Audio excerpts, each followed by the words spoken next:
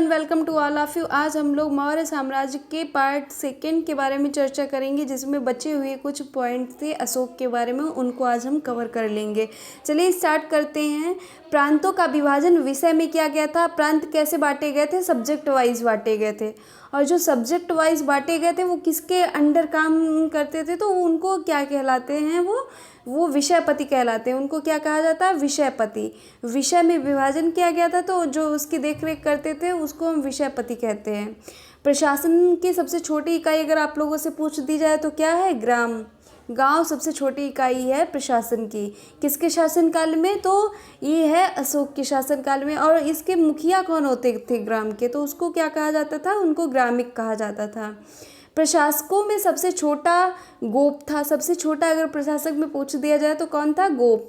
जो क्या था? जो 10 गांवों का शासन संभालता था। गोप ऐसा व्यक्ति था जो 10 गांवों का शासन संभालता था। यहाँ पे कुछ प्रशासनिक समिति और उनके कार्य दिए गए हैं। फिलहाल ये ज़्यादा नहीं आप लोगों से पूछा जाएगा, लेकिन हम थोड़ा सा इसको भी डिस्कस कर लेते हैं। प्रथम जो समिति थी उसमें कौन सी कार्य हुए थे? तो इसमें ये कार्य उद्योग एवं शिल्प का कार्य, निरीक्षण का कार्य था। जो उद्योग है उनका कार्य था, शिल्प कार्य था, उनका निरीक्षण करना किसमें है? प्रथम समिति में। द्वितीय समिति में क्या था? विदेशियों की देखरेख। जो विदेशी आते थे और दूसरी समिति में विदेशियों की देखरेख की जाती थी। तीसरी क्या थी? तीसरी समिति में जन्म मरण का विवरण रखना। जितने कितने मरे हैं और कितने जीवित हैं तो उनका विवरण इसमें रखा जाता था तीसरी समिति में। चतुर्थ यानी चौथी समिति में क्या होता था? व्यापार एवं वाणिज्य की देखभाल। व्यापार जो वो करते थे और जो कॉमर्स था यानी वाणिज्य यानी बैंकों की जो देख रेख थी, देखभाल थी, उनको ये लोग संभालते थे। निर्मित वस्तुओं के विक्रय का निरीक्षण करना, ये किसमें है? पंचम में। जो वस्तुएं निर्मित की गई थी, बनाई गई थी, उनका क्या करते थे? उनकी बिक्री का निरीक्षण करते थे कि ये वस्तु बिकी है तो कितने में बिकी है, इसकी ही देख रेख करते थे। फिर छठे में क्या कहा गया? छठी समिति में क्या होता था? विक्री कर वसूलना। जो था माल, उस पर जो कर मिलता था उसकी ये वसूली करते थे। नेक्स्ट आगे पढ़ेंगे। मेगास्थनीज के अनुसार नगर का प्रशासन 30 सदस्यों का एक मंडल करता था। कितने सदस्यों का मंडल है अगर पूछा जाए तो उसमें 30 सदस्य हैं एक मंडल में, जो 6 समितियों में विभाजित था। कितने समितियों में? 6 समितियों में। प्रत्येक समिति में 5 सदस्य होते थे। कितने सदस्य हैं? प्रत्येक में 5। 6 समितियां थी और प्रत्येक में 5 सदस्य होते थे। तो कितने सदस्य हो गए? यहाँ पे इसकी मल्टीप्लिकेशन हो जाएगी, 30 सदस्य हो गए। ये सदस्य नहीं फिलहाल पूछा जाएगा, लेकिन आप लोग ध्यान रखिए। बिक्री कर के रूप में मूल्य का 10वां भाग वसूला जाता था। वेरी इंपॉर्टेंट है कि अशोक के शासनकाल में मूल्य का कितना भाग वसूला जाता था? तो 10% भाग वसूला जाता था, तथा इसे बचाने वालों को मृत्युदंड दिया जाता था। जो इसको बचाता था 10वें भाग को, उसको क्या दिया जाता था? मृत्युदंड, अगर जो नहीं देता था। नेक्स्ट आगे बढ़ेंगे। मेगास्थनीज के अनुसार एग्रोनोमाई मार्ग निर्माण का अधिकारी होता था। जो एग्रोनोमाई है मार्ग निर्माण का अधिकारी, उसे कहते हैं किसको?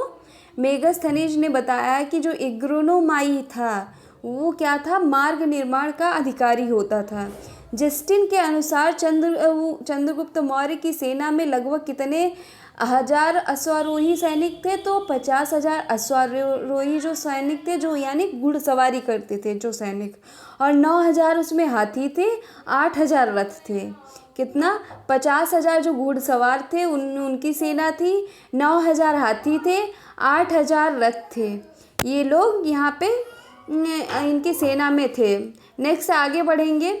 जस्टिन नामक यूनानी लेखक के अनुसार चंद्रगुप्त ने अपनी 6 लाख की फौज से सारे भारत को रौंद दिया। इन्होंने जस्टिन ने क्या बताया? जस्टिन कौन थे? ये एक यूनानी लेखक थे। कौन था जस्टिन? जस्टिन एक यूनानी लेखक था। इन्होंने बताया कि चंद्रगुप्त की सेना कितनी थी? 6 लाख की फौज। 6 लाख की जो फौज थी उससे इन्होंने क्या किया? पूरे भारत को रौंद दिया।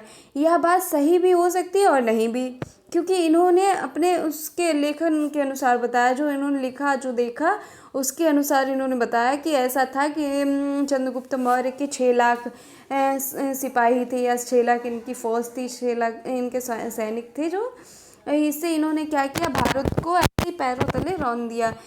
यह सही भी हो सकती है और नहीं भी हो सकती है, लेकिन यह सही है कि चंद्रगुप्त ने पश्चिमोत्तर भारत को सेल्यूकस की गुलामी से मुक्त कर दिया था। ये इन्होंने क्या बताया है कि ये बात सही है, जो चंद्रगुप्त मौर्य थे इन्होंने पश्चिमी उत्तर जो भारत है, पश्चिमी साइड का भारत, उसमें क्या किया, सेल्यूकस की जो गुलामी कर रहे थे लोग, उनसे मुक्ति दिला दी थी। चंद्रगुप्त मौर्य ने सेल्यूकस निकेटर से मुक्ति दिला दी थी।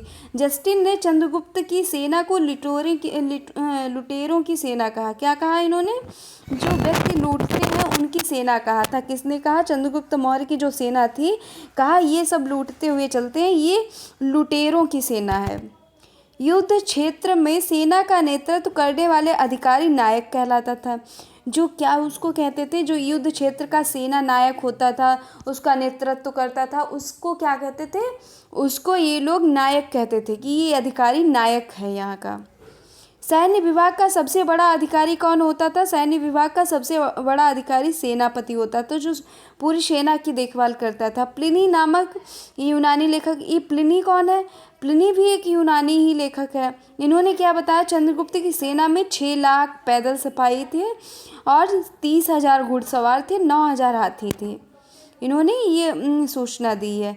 नेक्स्ट हम आगे बढ़ेंगे। मेगास्थनीज के अनुसार मौर्य सेना का रख रखाव 5 सदस्यीय 6 समितियां करती थी। कितनी समितियां हैं, तो 6 समितियां इसमें काम करती हैं। ये जो रख रखाव का काम था मौर्य सेना का, वो कितनी सदस्यीय करती हैं, तो 5 सदस्यीय 6 समितियां थीं।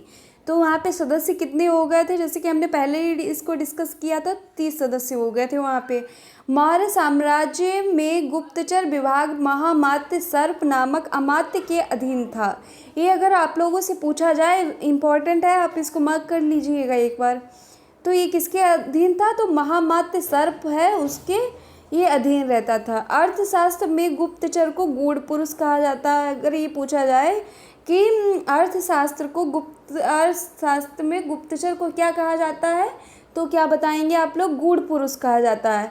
या तो ऐसे भी आ सकता है क्वेश्चन कि गूढ़ पुरुष गुप्तचर को किस शास्त्रों में, किन शास्त्रों में कहा गया है या किस सब्जेक्ट में कहा गया है। तो आप लोगों को ध्यान रखना है, अर्थशास्त्र में इसको कहा गया है गूढ़ पुरुष। तथा एक ही स्थान पर रहकर कार्य करने वाले गुप्तचर को संस्था कहा जाता था। जो एक ही स्थान पे काम करते थे रह के, उनको क्या कहते थे, संस्था। और एक स्थान से दूसरे स्थान पे जो भ्रमण करते थे उनको संचार कहा जाता था। जैसे अभी संचार के माध्यम बहुत सारे हैं, आप लोगों को खुद ही पता है। चलिए नेक्स्ट आगे बढ़ेंगे। सैन्य समिति एवं उनके कार्य, जैसे कि हमने पहले सैन्य समिति पढ़ी थी और उनके कार्य पढ़े थे, अब इसमें देखेंगे क्या है। प्रथम सैन्य समिति, उसमें सैन्य समितियों के नाम बताए गए थे। इसमें था जल सेना की व्यवस्था थी, जल सेना की व्यवस्था किसमें थी, प्रथम में। द्वितीय में क्या था, यातायात और रसद की व्यवस्था थी इसमें। नेक्स्ट में क्या है, तीसरे में पैदल सैनिकों की देखरेख, जो सैनिक पैदल चल रहे हैं उसमें तीसरी समिति में इसकी देखरेख की जाती थी। चौथी में क्या हुई, चतुर्थ अश्वारोही, चतुर्थ समिति में क्या हुई, जो घोड़े पे सवार लोग थे, जो सेना थी उनकी देखरेख। गज सेना, जो हाथियों की सेना थी उनकी देखरेख पंचम में, और जो रथ सेना थी उसकी षष्ठ में यानी छठवें में। नेक्स्ट हम आगे बढ़ेंगे। अशोक के समय जाता, वेरी इंपॉर्टेंट, ये भी है कि अशोक के समय जनपदीय न्यायालय के न्यायाधीश क्या कहलाते थे। तो आप लोग क्या आंसर देंगे, उसका आंसर होगा राजुक कहलाते थे। क्या कहलाते थे, राजुक। और जो सरकारी भूमि थी उसको क्या कहते थे, सरकारी भूमि को सीता कहते थे। उसको क्या कहते थे, सीता। बिना वर्षा के अच्छी जो खेती होती थी, खेती अच्छी बिना वर्षा के, उसको हम क्या कहते थे, उस भूमि को क्या कहते थे, अदेव मात्रक भूमि कहा जाता था। क्या कहा जाता था, अदेव मात्रक। जो बिना वर्षा के खेती अच्छी होती थी उसको कहते थे अदेव मात्रक। नेक्स्ट आगे बढ़ेंगे। मौर्य काल में द्रोण अनाज के माप के लिए प्रयोग होता था। अनाज के लिए क्या प्रयोग होता था, द्रोण। क्या प्रयोग होता था माप के लिए, तो द्रोण प्रयोग होता था माप के लिए। मेगास्थनीज ने भारत समाज को 7 वर्गों में विभाजित किया। पूछा जा सकता है कौन कौन से वो 7 हैं। पहला है दार्शनिक, किसान, अहीर, कारीगर, सैनिक और निरीक्षक और सभासद। ये 7 भागों में इसको डिवाइड कर दिया गया है। दार्शनिक, किसान, अहीर, कारीगर, सैनिक, निरीक्षक और सभासद। स्वतंत्र वेश्यावृत्ति को अपनाने वाली महिला क्या कहलाती थी? रूपा जीवा। जो स्वतंत्र टाइप से वेश्यावृत्ति को अपना लेती थी महिला, उसको क्या कहा गया? उसको कहा गया है रूपा देवा। उसको क्या कहा गया? रूपा देवा उसको कहा गया। नंद वंश के विनाश करने में चंद्रगुप्त मौर्य ने कश्मीर के राजा पर्वतक से सहायता ली थी। अगर ये आप लोगों से पूछा जाए कि चंद्रगुप्त मौर्य ने जो नंद वंश का विनाश किया था, किसका? घनानंद का, किसकी सहायता लेकर ये काम किया था? तो आप लोग क्या बताएंगे? ये कश्मीर के राजा थे, उनका क्या नाम था? पर्वतक। उनसे सहायता इन्होंने ली थी। मौर्य शासन अगर पूछा जाए कितने वर्षों तक रहा, तो मौर्य शासन रहा है 137 वर्षों तक। कितने वर्षों तक? 137 वर्षों तक मौर्य शासन रहा। फिर क्या हुआ? भागवत पुराण के अनुसार मौर्य शासन में कितने राजा हुए? अगर भागवत पुराण के अनुसार पूछा जाए तो 10 राजा हुए। अगर वायु पुराण के अनुसार पूछा जाए तो 9 राजा हुए। ठीक है, याद रखिए इसको। मौर्य वंश का अंतिम शासक कौन था? वेरी वेरी इंपॉर्टेंट, इसको जरूर मार्क कर लीजिए। मौर्य वंश का अंतिम शासक पूछा जाता है कौन है? तो बृहद्रथ है। कौन है? इसकी हत्या इसके सेनापति पुष्यमित्र शुंग ने की थी। इसकी हत्या किसने की थी? जो इसी का सेनापति था। कौन? पुष्यमित्र शुंग।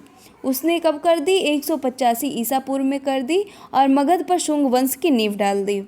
नेक्स्ट इसमें नोट में क्या है? अशोकाराम जो है विहार पाटलिपुत्र में था। अगर पूछा जाए अशोकाराम कहाँ है, तो बिहार पाटलिपुत्र में है। फिलहाल इसको ध्यान ना रखिए, ये आगे आएगा नहीं। चलिए नेक्स्ट अब हम अगले टॉपिक में डिस्कस करेंगे, अगला चैप्टर। Thank you.